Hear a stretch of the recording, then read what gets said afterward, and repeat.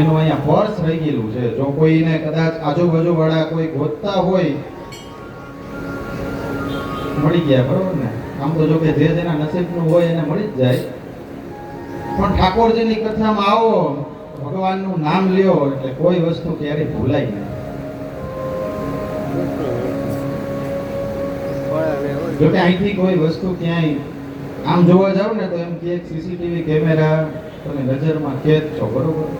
પણ CCTV camera તો ખાલી માત્ર આપણું જ્યાં સુધી એનું ક્ષેત્ર પહોંચે ને એટલું ધ્યાન રાખે. બાકી આ સંત મહાત્માઓ અને ભગવાન પરમાત્માની નજર જ્યાં સુધી આપણા ઉપર પડે છે ત્યાં સુધી ભગવાન પોતે રાખે છે.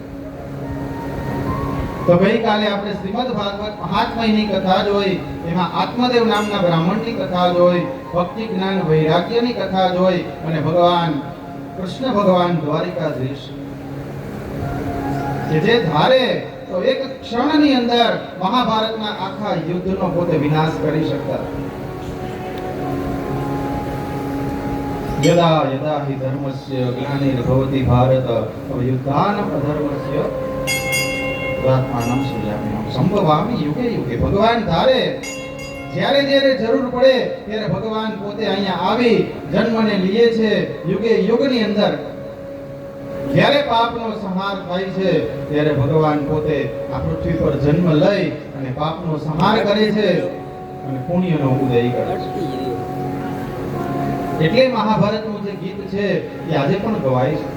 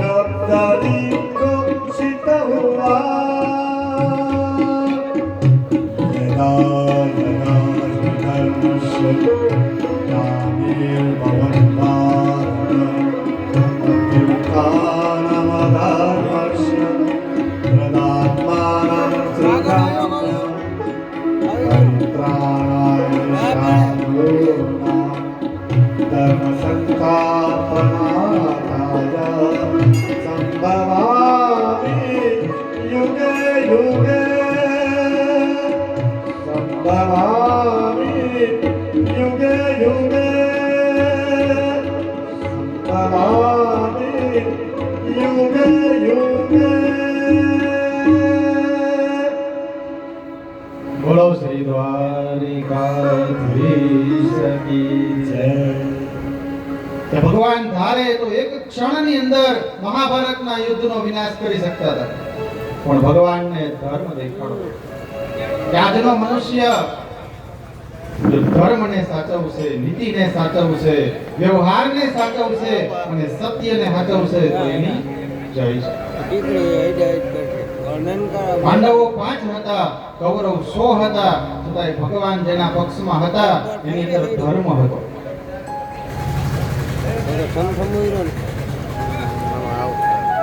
કર્ણ પર્વની અંદર ભગવાને કીધું કે કર્ણના રથનું પૈડું જ્યારે જમીનમાં માટીમાં ઘૂસી જાય છે ત્યારે કર્ણ પૈડું બહાર કાઢવા માટે જાય છે, પોતાના સારથીને પણ કહે છે તો કે એ મારું કાર્ય નથી. ત્યારે કર્ણ પોતે રથનું પૈડું બહાર કાઢવા જાય અને ત્યારે ભગવાન અર્જુનને એમ કહે કે હે અર્જુન, હે પાર્થ, ચલાવ બાણ. ત્યારે અર્જુન એમ કહે ભગવાન આ તો અધર્મ થાય. કર્ણ બોલે કે વાસુદેવ ભગવાન કૃષ્ણ તમે તો આજીવન કાળ સુધી કે ધર્મને સાચવો છો. ત્યારે ભગવાને કર્ણને કીધું કે મહાભારતના યુદ્ધની સભાની અંદર એવડી મોટી દ્રૌપદીની રાજ લૂંટાતી હતી ત્યારે તારો ધર્મ ક્યાં હતો? તે આજીવન કાળ સુધી દાન આપ્યું, બ્રાહ્મણોને રાજી કર્યા, ગરીબોને રાજી કર્યા, પણ આજે તને તારો ધર્મ યાદ આવ્યો? આ જ વસ્તુ ભગવાને ભીષ્મ પિતામહને સમજાવી હતી. અને હવે તું ધર્મની વાતો કરીશ? પણ જ્યારે ભગવાન ધર્મની વાતો કરે, ભગવાન માર્ગદર્શન આપે, ભગવાને આટલા બધા શાસ્ત્ર પુરાણોની રચના કરી, કોના માટે? આપણા મનુષ્ય માટે. કુંતા માતાએ ગઈકાલે આપણે જોયું ભગવાન પાસે શું માંગ્યું હતું? દુઃખ માંગ્યું. કે આજીવન કાળ અમારા જીવનમાં કે દુઃખ આવે, દુઃખ આવશે ને ભગવાન તો અમે તમને યાદ કરશું. સુખમાં આપણને બધાને યાદ આવશે શું? ચાલો ફરવા વયા જાય. તો અત્યારે કલિકાલ આવ્યો એટલે બધા હરિદ્વાર, ગોકુલ, મથુરા, દ્વારકા, વૃંદાવન બધી જગ્યાએ જાતા થયા. પેલા ક્યાં કોઈ જતું? પેલા વર્ષની અંદર એક કથા માંડ થતી. અત્યારે કલિકાલની અંદર હરિદ્વારમાં રોજની 5000 થી વધારે કથાઓ વચાય છે. કળિયુગમાં કીધું તો કૃષ્ણ ભક્તિ છે ને એ જ મનુષ્યને સૌથી વધારે કામ લાગવાનું છે. આજે આપણને જ્યારે આ કૃષ્ણ ભક્તિમાં તન્મય બનવાનો અધિકાર પ્રાપ્ત થયો, અવસર મળ્યો છે, તો અવસરને આપણે ચૂકવો ન જોઈએ. ભગવાન દ્વારકાધીશે એવું મોટું યુદ્ધ જીતાવી યુધિષ્ઠિર અને પાંડવોને આખું રાજ્ય પ્રદાન કર્યું. ભગવાન કૃષ્ણના સ્વધામ ભગવાન પોતે પધાર્યા પછી ભગવાને પોતાનું એક તેજ ગુજરાયું છે કે આ શ્રીમદ ભાગવતની અંદર એમ કીધું હતું કે જ્યાં ક્યાંય પણ કૃષ્ણ કથાઓ થશે ત્યાં હું જઈ અને મારું સ્થાન લઈશ. ભગવાન કે હું પોતે ત્યાં બેસીશ. એક એક કરતા પાંડવોનું પણ પછી પતન થાય છે. સૌથી પહેલા દ્રૌપદીનું પતન થયું. દ્રૌપદી પતિવ્રતા નારી હતી પણ તેમને અર્જુનમાં વિશેષ પ્રેમ હતો. ત્યારબાદ વિશેષ પ્રેમ હતો એવી જ રીતે મીરાબાઈને હતો. મીરાબાઈએ ભગવાન કૃષ્ણની ભક્તિ કરી તો મીરાબાઈએ પણ શું કીધું? મેરો તો ગિરધર ગોપાલ દૂસરો ન કોઈ. ભક્તિ કરીશ તો ભગવાન કૃષ્ણની કરીશ, બીજા કોઈની કે હું નહીં કરું.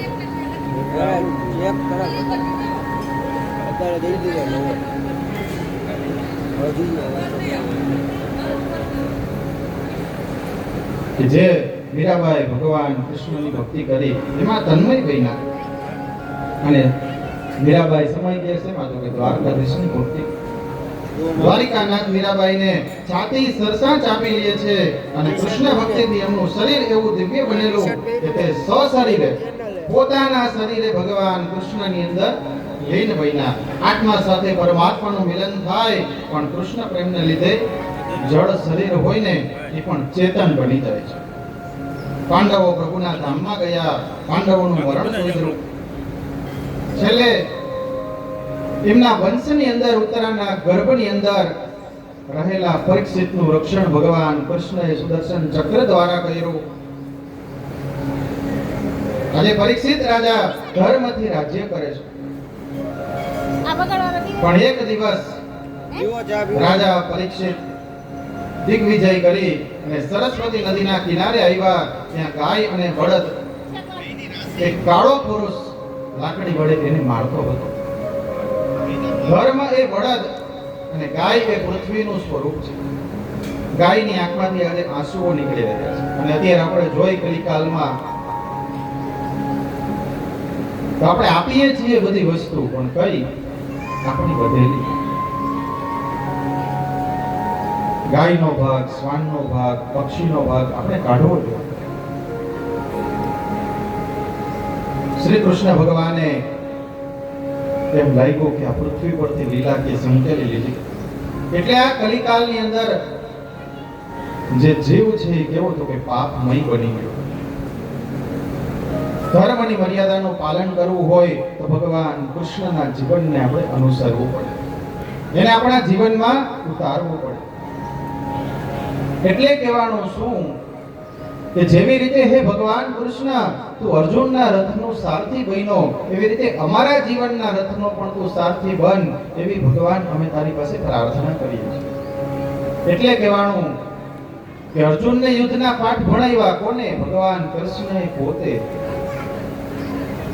તે તો અર્જુનને શીખવ્યા યુદ્ધ પાઠ રે, તે તો અર્જુનને શીખવ્યા યુદ્ધ પાઠ રે.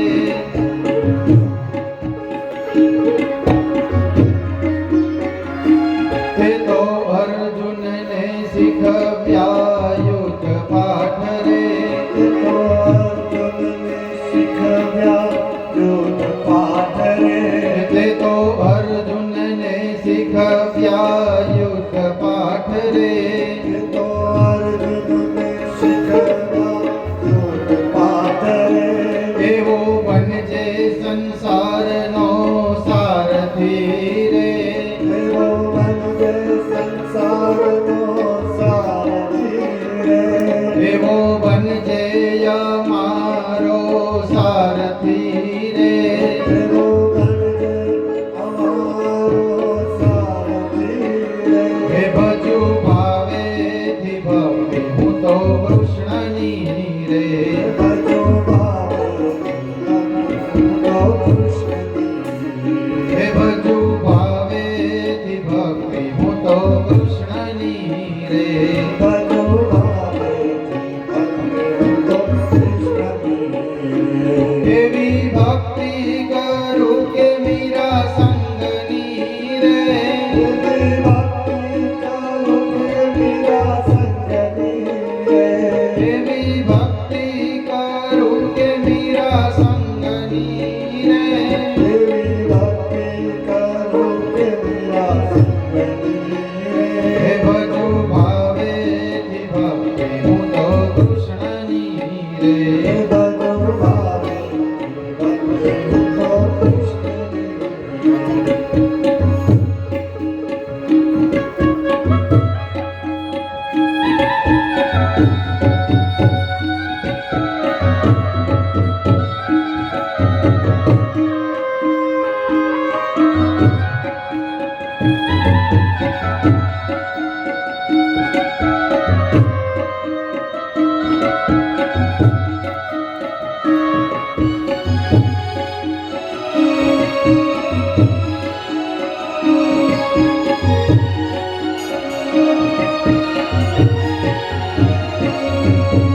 તારી કૃપા તે કેવી અપરંપાર છે રે,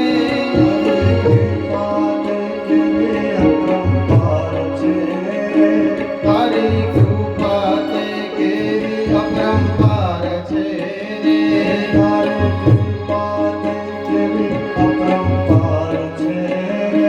હું માંગુ ટુકડા જેટલું તું આપે સાગર સમાન,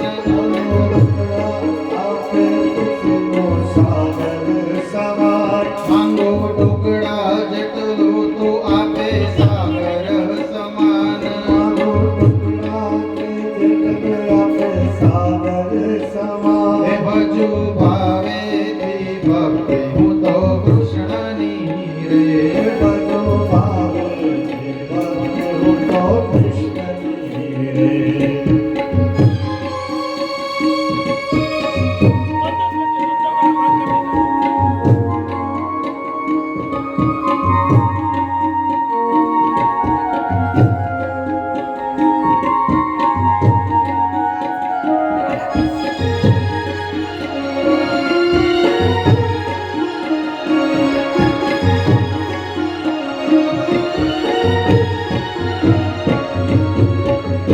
તારી દયામાં ભાવનાનો ભાર છે રે, તારી દયામાં ભાવનાનો ભાર છે રે, તારી દયામાં ભાવનાનો ભાર છે રે, તારી દયામાં ભાવનાનો ભાર છે રે.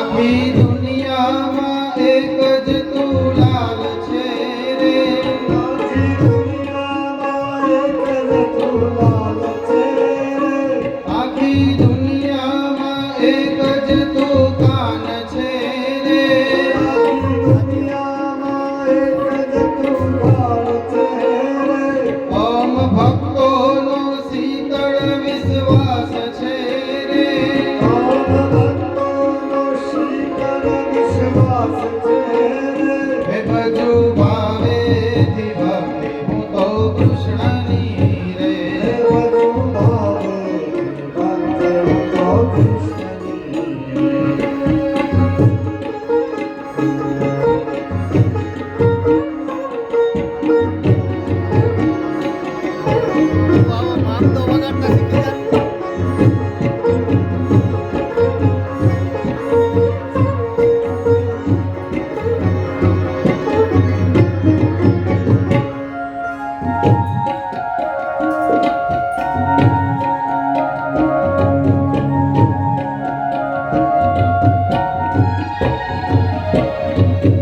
દુઃખમાં તું એક તારણહાર છે રે દુઃખમાં તું એક તારણહાર છે રે ઓહો દુઃખમાં તું એક તારણહાર છે રે ઓ દુઃખમાં તું એક તારણહાર છે રે મારા જીવન નિર્વાહનો આધાર છે રે મારા જીવન નિર્વાહનો આધાર છે રે મારા જીવન નિર્વાહનો આધાર છે રે મારા જીવન નિર્વાહનો આધાર છે રે હે ભજુ ભાવેથી ભક્તિ હું તો કૃષ્ણની રે બધો ભાવે તો કૃષ્ણની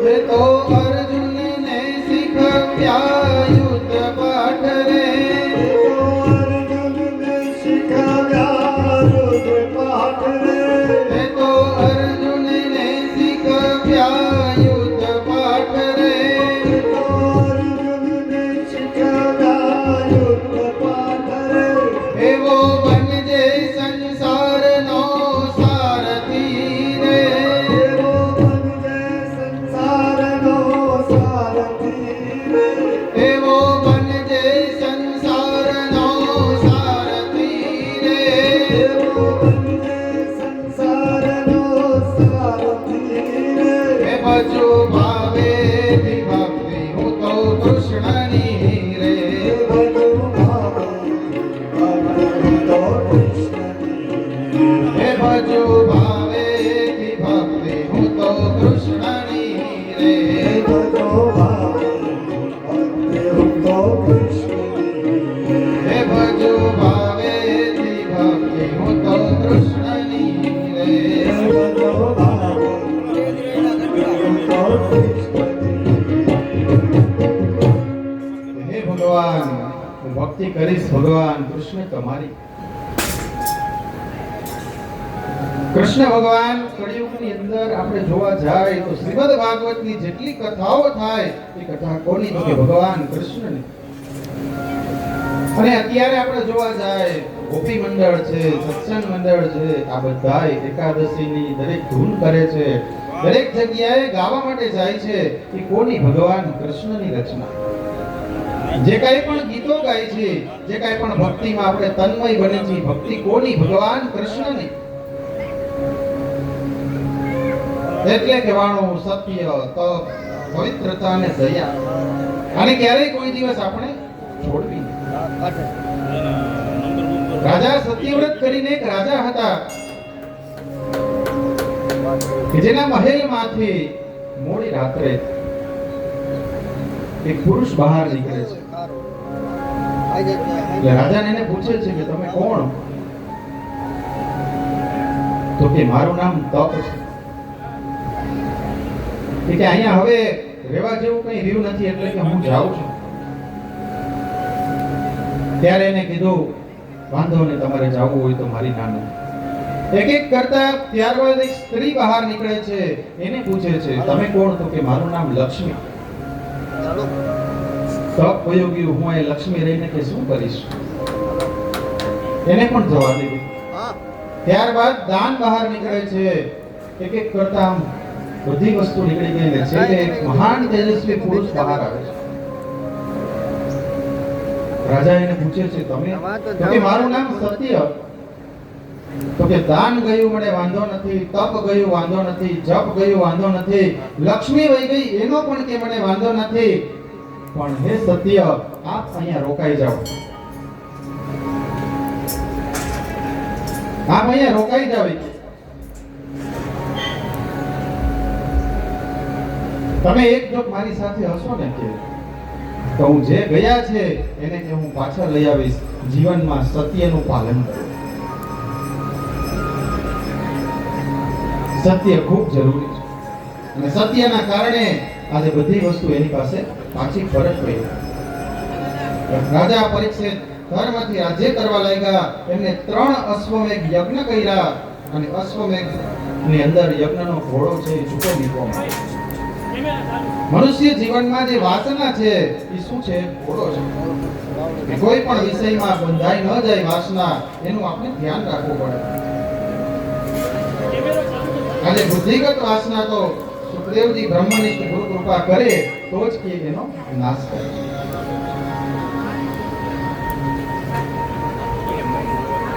પરીક્ષિત રાજાનું જીવન કે બહુ શુદ્ધ હતું. વેરાવળથી આગળ પ્રાચી સરસ્વતી આવે છે. ત્યાં કલી અને પરીક્ષિતનો ભેટો થાય છે. આ પ્રાચી તીર્થક્ષેત્ર એટલે શાસ્ત્રમાં એમ કહેવાય છે કે તમે 100 વાર કાશી જાઓ અને 1 વાર તમે પ્રાચી જાઓ એટલું પુણ્ય પ્રાપ્ત થાય. પ્રાચીનો ટુકડો છે આજે 5000 વર્ષથી પણ જૂનો છે. ભગવાન કૃષ્ણ સ્વધામ પધાર્યા એને 5126 વર્ષ પૂર્ણ થયા. પ્રાચીન આ તીર્થક્ષેત્રમાં રાજા પરીક્ષિત અને કલીનો બેયનો ભેટો થાય છે. પરીક્ષિતે એક પગ ઉપર ઉભેલા બળદને જોયો અને એક શૂદ્ર હાથમાં લાકડી લઈ આ બળદને મારે છે. એટલે બળદ એક પગ ઉપર હોવાથી એને શું કર્યું? બહુ દુખી હતો. પરીક્ષિત રાજાએ પૂછ્યું કે આજે તારા 3 પગ છે કે કોણે કાપી નાખ્યા? અને એ સમયે ધર્મરૂપી બળદ આજે બોલે છે કે રાજન, મને કોણ દુઃખ આપે છે એનો તો નિર્ણય કે હજી નથી થયો. કેટલાકનું માનવું એવું છે કે કાળ દુઃખ આપે છે, તો કેટલાકનું માનવું એવું છે કે મનુષ્ય પોતાના કર્મથી દુઃખી છે, તો કોઈ એમ કહે છે કે મનુષ્ય પોતે પોતાના સ્વભાવથી. માટે સ્વભાવ છે એ કેવો રાખવો? તો કે અતિશય ઠંડો રાખવો.